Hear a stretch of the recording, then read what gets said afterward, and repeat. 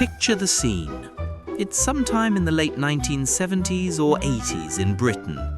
Outside, the world is grey and damp, but inside, the living room is a sanctuary of warmth, patterned wallpaper, and the comforting glow of the television set. For a child, this was the centre of the universe.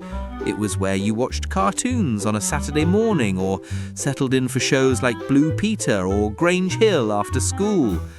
The television was a friend, a source of comfort and entertainment. And then, without warning, that friend would turn on you. In the middle of a programme break, the familiar, cheerful adverts would suddenly be replaced by something else. The mood would shift. The music would become eerie, the colours would darken, and a strange, unsettling story would begin. It might be a cartoon, but something was deeply wrong with it.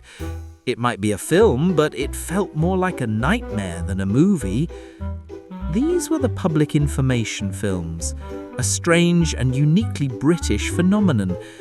They were short, sharp shocks of government-sponsored fear, designed to burrow their way into the deepest parts of your childhood brain. They were mini masterpieces of manipulation, using horror, suspense, and psychological dread to teach you a lesson. This is the story of how the British government became the nation's storyteller of nightmares, all in the name of safety.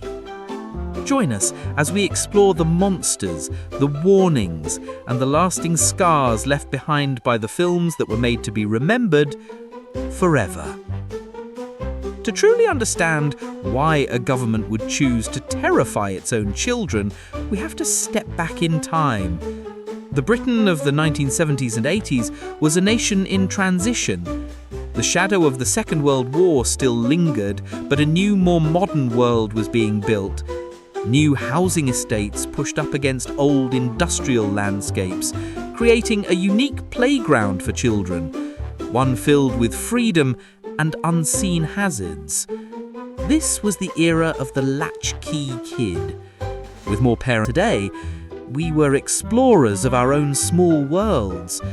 But this freedom was shadowed by a grim reality. In the early 1970s, the statistics were horrifying. Over 40,000 children were killed or seriously injured on Britain's roads every single year. Drownings in unprotected canals and rivers were tragically common. The familiar hum of electricity pylons was a deadly threat to a misplaced kite. The government faced an epidemic of accidental death and injury. The agency tasked with tackling this was the Central Office of Information, or COI. They knew that traditional warnings were failing. Children weren't reading pamphlets, and parents couldn't be everywhere at once. The COI needed a weapon, a tool powerful enough to cut through the noise of daily life and plant a permanent message of caution directly into a child's mind. Their solution was radical and psychologically astute. They decided that the best way to make a memory that lasts a lifetime is to attach it to a strong emotion. And there is no emotion stronger or more primal than fear. The strategy was deliberate. Don't just tell a child that water is dangerous. Introduce them to the monster that lives within it. Don't just list the rules of the road.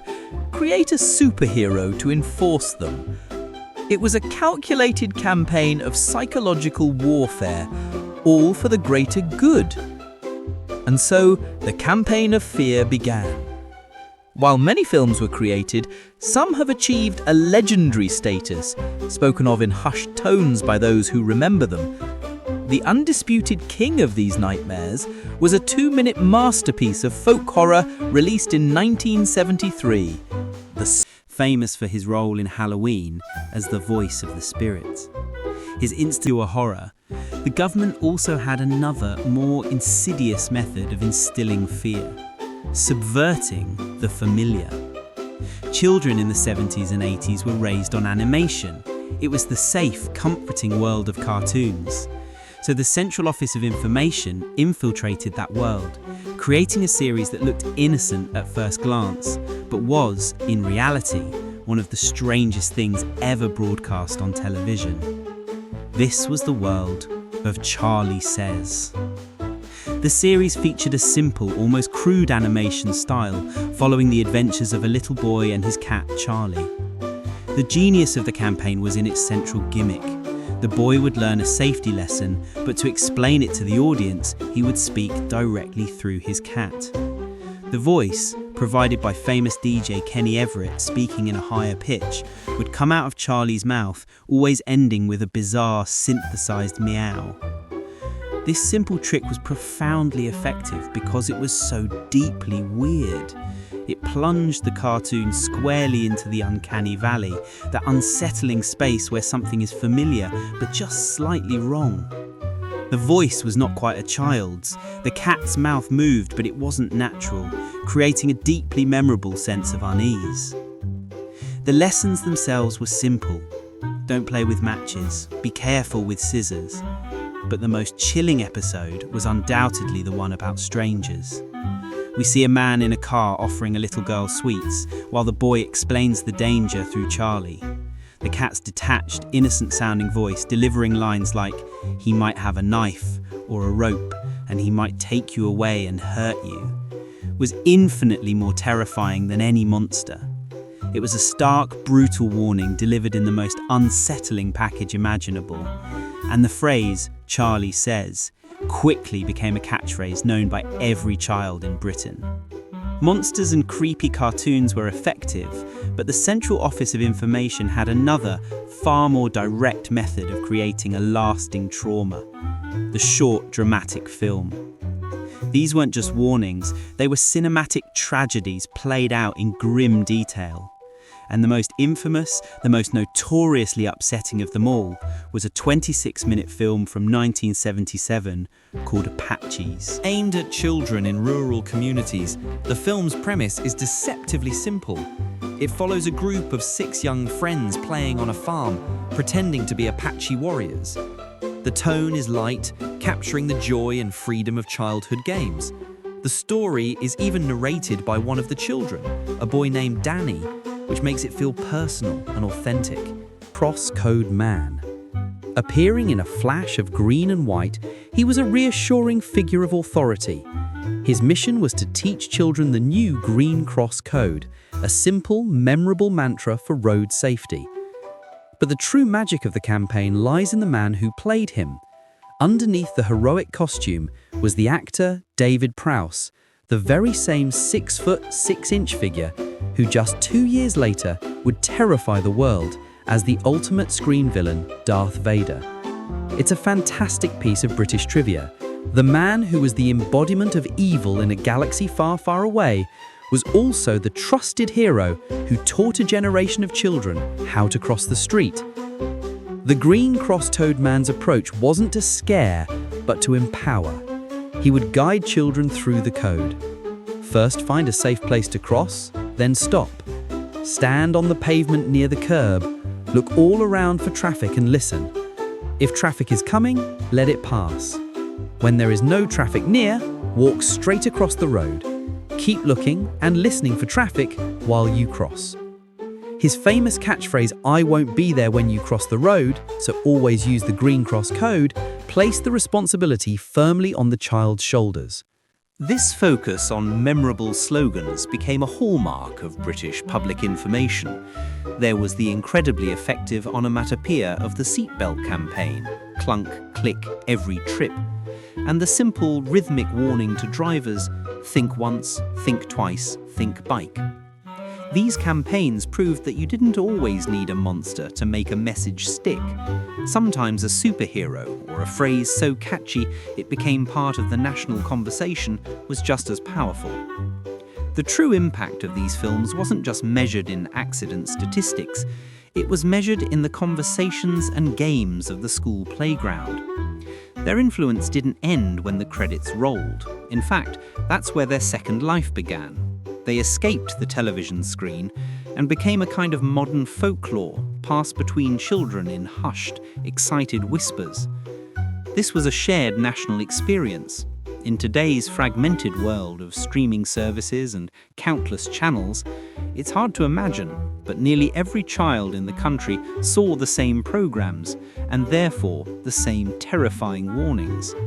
The spirit of dark and lonely water wasn't just a character in a film, he was the monster that kids would dare each other to look for at the local pond. The creepy, synthesized meow of Charley the cat was a sound every kid could imitate perfectly. The horrifying deaths in Apaches were recounted with morbid fascination. These films gave a generation a shared language of fear. Mentioning Charley Says or the Green Cross Code Man to anyone who grew up in Britain during this time is like a secret handshake. It instantly unlocks a powerful collective memory, a mixture of genuine childhood anxiety and nostalgic warmth.